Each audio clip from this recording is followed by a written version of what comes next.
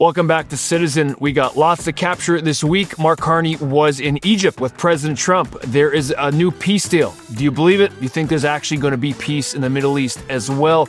Want to get to all of the premiers that we have in Canada and the infighting that seems to be going on. Is this in relation to Alberta and separation? What happened from 6 months ago when there seemed to be more unity? We're going to be getting to all of those today.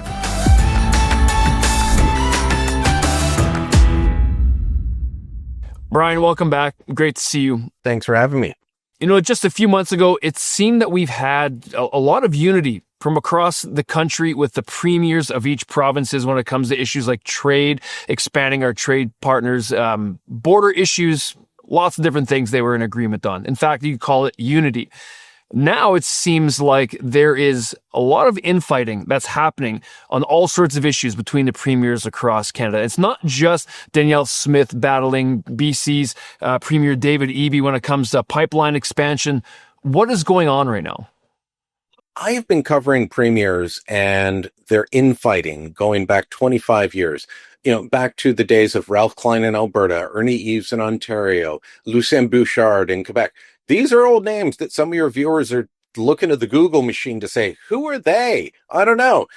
But over that time, I've never seen such unity as we saw earlier this year.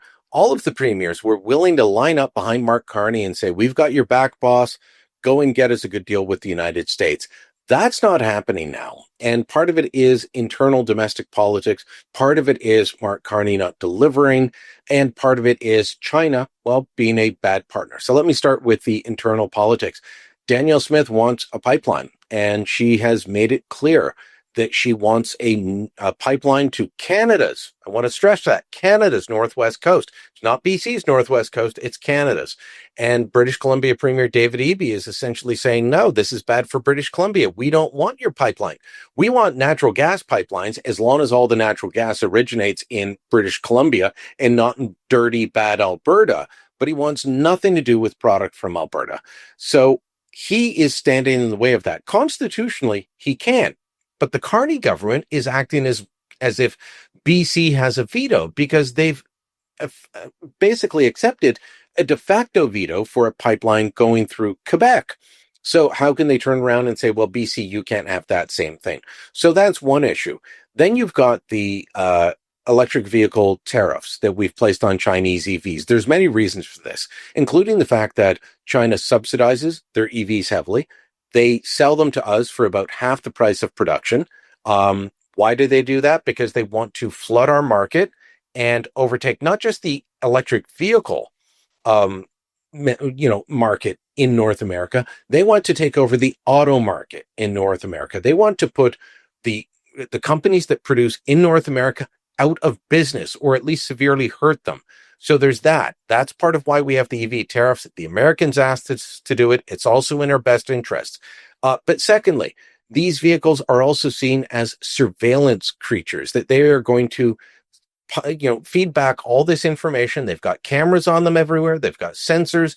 They've got high-end technology, and they're going to feed all of that information back to Beijing. So these are spying vehicles that they're selling to us for half the price to undermine our markets. Now, I get the argument coming from prairie premiers, from Wab Kinew in Manitoba, from Scott Moe in Saskatchewan, from Danielle Smith in Alberta. You're worried about your canola farmers. China is a bad player when it comes to canola, and they have blocked our canola in 2020 for 2 years. We couldn't sell them anything. They were problematic in 2017. They were problematic in 2013-14. I've got a long memory. I can go on. These guys are just going to use us against each other. And so they're saying, we'll drop the canola tariffs if you drop our EV tariffs, knowing that that's a bad move for us.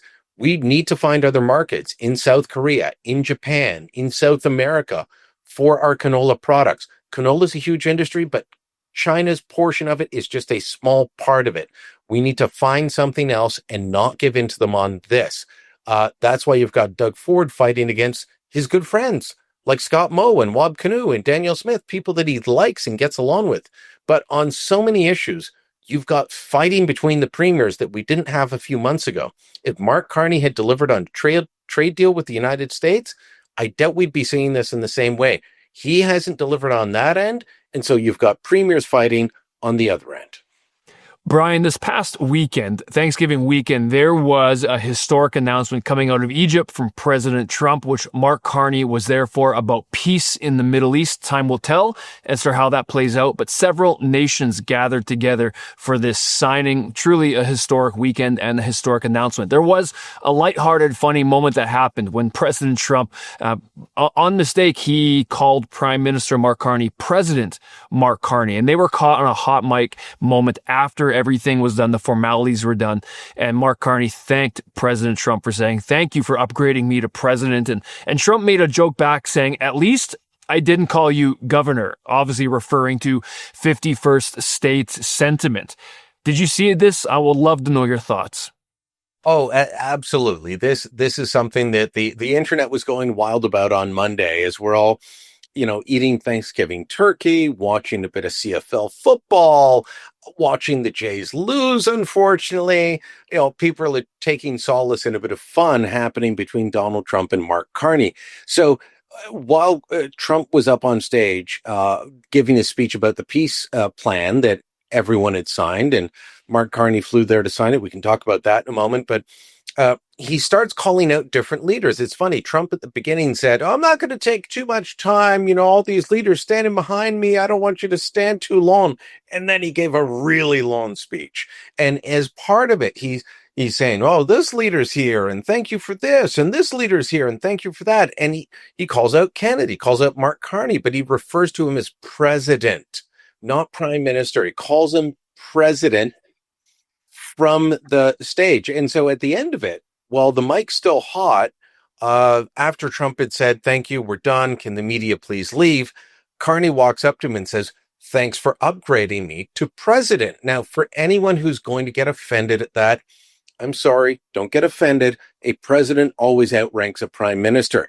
Even in countries that have both a president and a prime minister, the president is higher, such as you can look to Ireland, you can look to Israel, you can look to many different republics that have a prime minister and a president. The president is higher, often symbolic, much like our governor general. So he says, "Thank you for upgrading me to president." And they have a laugh about it. And then Trump leans in, says something to him. It's hard to hear, but the audio appears to say, "At least I didn't call you governor." And then he slaps Carney on the shoulder and they have a laugh.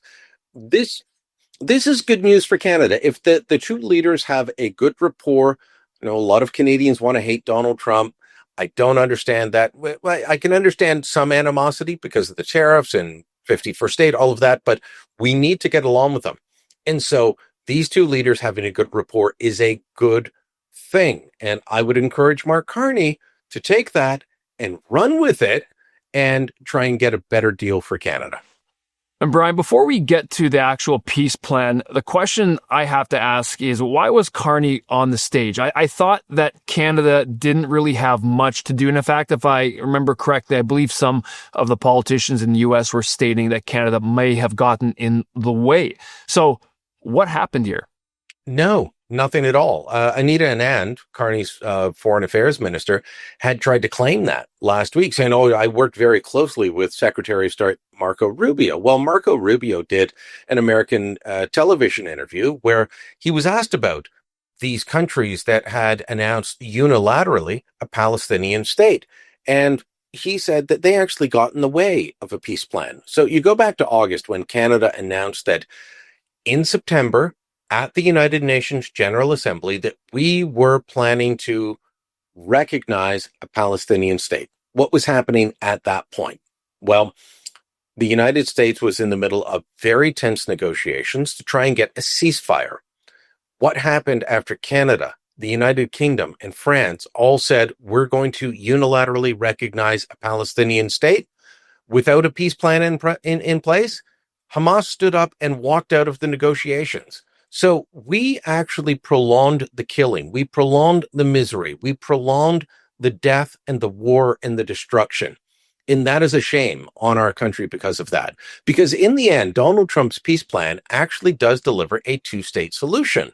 And it's one that is more likely to be successful than what Mark Carney, Keir Starmer, and Emmanuel Macron were trying to accomplish with their declarations. On a bit of a smaller question I have regarding this, Prime Minister Mark Carney chartered a private plane to go over to Egypt, which is a little unconventional for a leader of a country. Why did that happen? Because sadly, we don't have the military that we used to. I don't know if it's because it was Thanksgiving and everyone was released to go on leave with their families. This was last minute, but yeah, all of our air crews were apparently not available. The planes were not available. So what did he do? He chartered a private jet last moment. I don't have an issue with this, other than it is a bad look for our country that our prime minister has to fly on a private jet for security reasons, and yet when he needs that jet, it's not available. I'm not going to begrudge the fact that he took the private charter. Whatever the cost is, the cost is. Apparently, it is a lower cost than the Canadian Armed Forces and what it costs them. But it is just another sign of our military not being what it should be. So yeah, they went with the lowest cost. I don't always like that, going with the absolute lowest cost, because you don't always get what you pay for when you do that. You're not going to get good value, but they went with the lowest cost after several bids came in. And yeah, he flew to Egypt on that, and he should be on his way back home at this point. Well, it's been very common to see President Trump vilified as terms like a warmonger, a Nazi. There's a lot of different things that he has been called, yet he's the one who seemed to be brokering a lot of these peace deals, and this historic one that's just happened. We obviously know about the Abraham Accords and others. It's interesting right now that even his political opponents are praising this. Are you surprised of the turnaround? I'm surprised at some of the political opponents that are praising him, including Bill Clinton. Of course, Donald Trump defeated Bill Clinton's wife, Hillary Clinton. She has also praised Donald Trump for this peace deal. The last time we came this close was Bill Clinton in the early 2000s. And, I've been thinking about this a lot recently, is that for decades, American presidents chased peace in the Middle East, and it was elusive. Clinton was as close as we came with the Oslo Accords, with the meeting at Camp David in 2000. And then Arafat walked away from it. We ended up with the Intifada, then the second Intifada. George W. Bush, he chased it as well. He came close, not as close as Clinton, but he came close. And then after that, for Barack Obama, for Trump's first term, for Biden's second term, the idea of peace between Israel and the Palestinians was, let's not talk about it. Let's just manage it. And nobody really pushed for it. And then in Trump's second term, he came in and said, we're going to do this. I'm told that this same peace deal was on the table about a year ago, prior to the election. Joe Biden wasn't interested. The Israelis weren't interested. Hamas wasn't interested. But most of the 20 points in this 20-point peace plan were there. Trump came in, eventually looked at it and said, okay, we can work with this. He leaned on Netanyahu. The Qataris leaned on Hamas. Others leaned on Hamas. Both sides got their respective allies in the region to accept something. We'll see if it lasts. Hamas is already looking like they're trying to get out of it. They say they won't disarm. They say they won't, give up power. And they have only released 4 remains of the 28 deceased hostages. So there's 24 remains of deceased hostages still being held. We have to see if this holds, but it is the best chance that we've had in more than 25 years. And we've got to hope for the best. Are you surprised that he didn't receive the Nobel Peace Prize? Not really, because, as someone who is not generally liked by the establishment, I understand what Trump's going through. The establishment does not like Donald Trump. They don't like me either. I'm not putting myself on the same level as Donald Trump. But if the establishment doesn't like you, it doesn't matter what you do. They're not going to necessarily pull for you. He is someone that the establishment will only give these sorts of things to reluctantly. Now, the president of Pakistan stood up in Egypt on Monday and talked about how Trump should get the Nobel Peace Prize. He's got others saying he should get the Nobel Peace Prize. One of the things that struck me, I was watching this report from a reporter on the ground who followed Trump to Jerusalem and then to Sharm el Sheikh in Egypt. And he said, you know, who else in the world could go into the Knesset in Israel and get such a warm welcome and personally know so many members of the Israeli administration, and then an hour later be in a room in Egypt surrounded by Arab and Muslim leaders and get the same warm welcome and also know them personally and individually as well. And he said Trump was able to do this through a force of personality. Whether we like him due to what he's doing in terms of trade with Canada or not, he needs to be recognized for this. This is an important moment. I think he should have gotten the Nobel Peace Prize based on what he's done with Israel, what he's trying to do with Russia and Ukraine, and what he's done for all these smaller conflicts around the world, which he has put an end to, in which the president of Pakistan said, look, we were escalating between India and Pakistan, two nuclear powers. Who knows where it could have gone had President Trump not intervened? They decided to go a different way because it's not, well, something that will get you plaudits at a cocktail party, giving the Nobel Peace Prize to Donald Trump. While Prime Minister Mark Carney was in Egypt, his Minister of Foreign Affairs, Anita Anand, was actually in India, repairing relations as we've seen those relations deteriorate under Prime Minister Justin Trudeau in the past, and now next going to China to improve relations there. What can we expect as Canadians? Well, a bit of normalization between India and China after a disastrous time with a bit of a change between Canada and India after a disastrous time with Justin Trudeau. Of course, there was his 2018 trip where he was Captain Bollywood. He was doing the Bhangra dancing. He was changing costumes constantly. Indians were cringing and saying, okay, come on, this is too much. And of course, in that trip, he also invited a convicted terrorist, someone who had tried to kill an Indian cabinet minister on Canadian soil. So, that was the start of bad relations. And the Trudeau administration never really turned away from the Khalistani movement, which is a separatist movement in India that wants a separate Khalistani homeland for the Punjab region.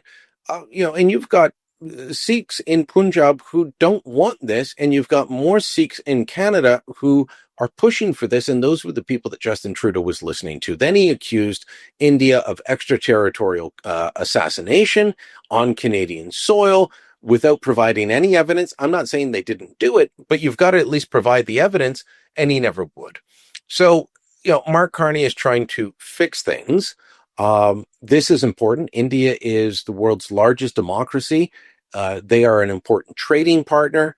So this is good that there is a thawing of relations.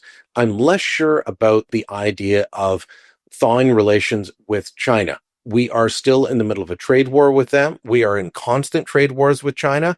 We don't hear the elbows up rhetoric that we do with the United States when it involves China, because it's primarily aimed at, agricultural goods, primarily out of Western Canada. But, there's a push on to drop the EV tariffs on Chinese EVs. And we see a lot of fighting between the premiers on that. Wab Kinew, Scott Moe, Danielle Smith all want those EV tariffs gone. Doug Ford here in Ontario does not. Others do not. There are a lot of moving factors in this. So this is a very delicate operation. I'm not sure Anita Anand is the person for the job, but we'll wait and see. Brian, I noticed over this past weekend, there was a lot of things going on social media regarding Toronto's Mayor Olivia Chow, which this is your backyard, about a new district that was unveiled called Little Iran. Obviously, we can expect on social media outrage and people going over the top, but I'd love to know your thoughts on this.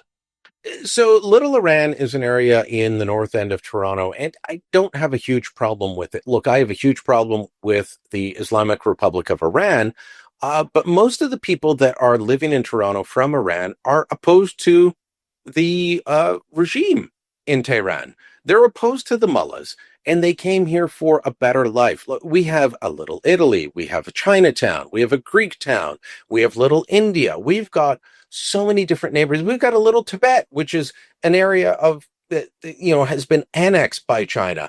We've got so many of these neighborhoods that are named for different ethnic groups, different countries. This is not promoting Iran. And if it was promoting the mullahs, I would be opposed to that. So I get why people recoil at the idea.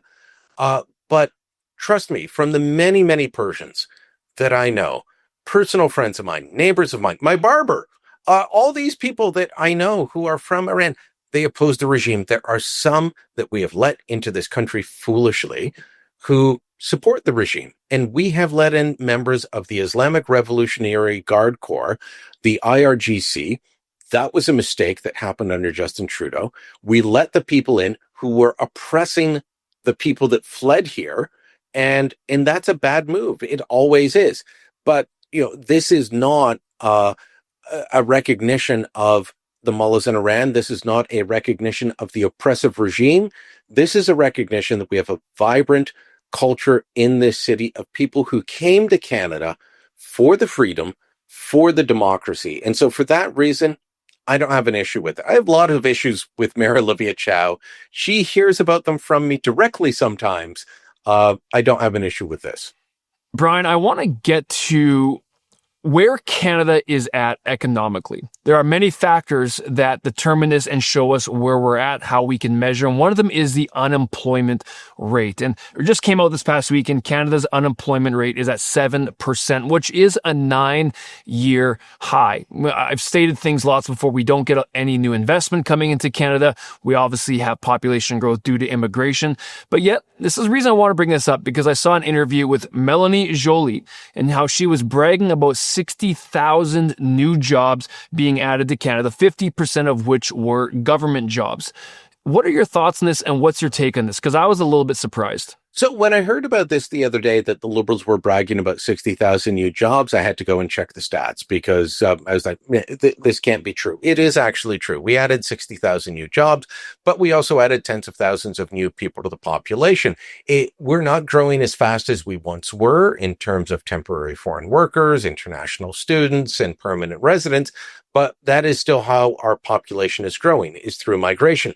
And so the reason the unemployment rate didn't change is we also added a ton more people last month.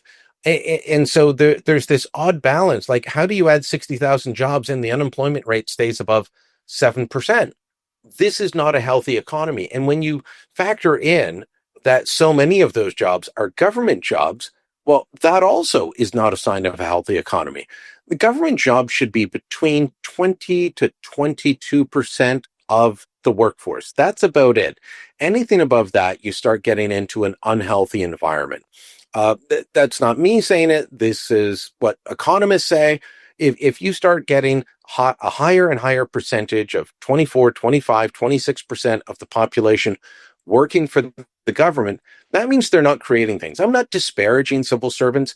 They provide important services, but they're not creating new wealth. They're not creating new products.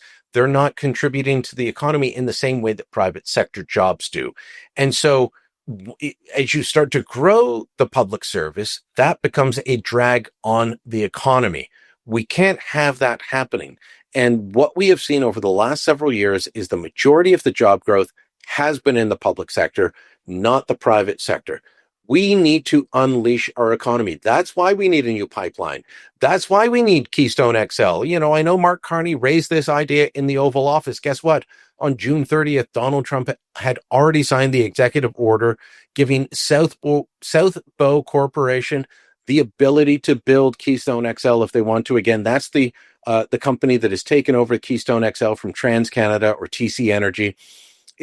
We need the Northwest Pipeline. We need the pipeline south. We need the critical minerals from Northern Ontario, from Northern BC, from Northern Alberta. We need to unleash our economy, but we need the job growth to be in the private sector, not the public sector, to have a truly healthy economy, which we have not actually had in years. We've been stagnant, and now I worry that we are headed towards a recession.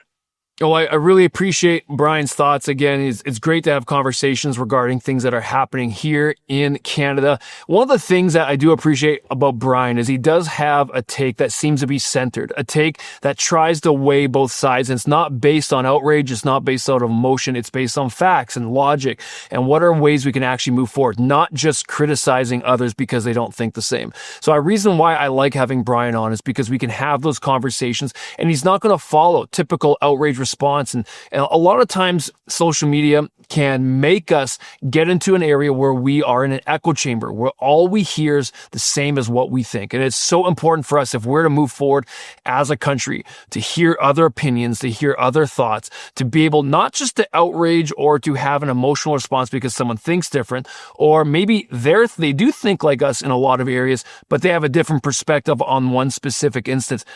We need to be open to these. We need to be able to listen and praise people when they're doing good. It's a good thing that Prime Minister Mark Carney has got a friendly relationship with President Trump. That's a good thing. Hope that can be leveraged for us as citizens in Canada to move forward. Let's just not get in a habit of criticizing because maybe we didn't vote for someone or we don't think the same.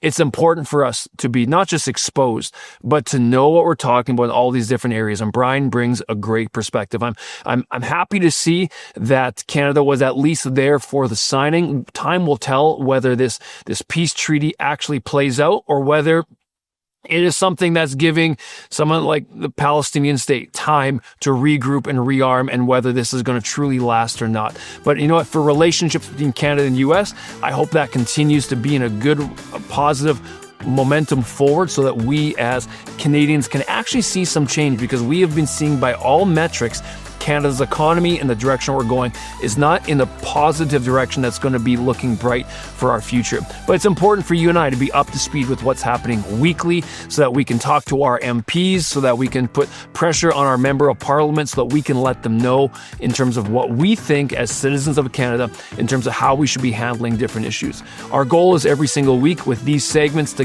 keep you up to date with the nuances of what's happening in our country and around the world. If you have any questions, if there's things you want us to chat about, let us know in the comments. Always love connecting with you and what's going on. Let us know. I'll be checking those personally, same with our producers. But we'll see you guys next week.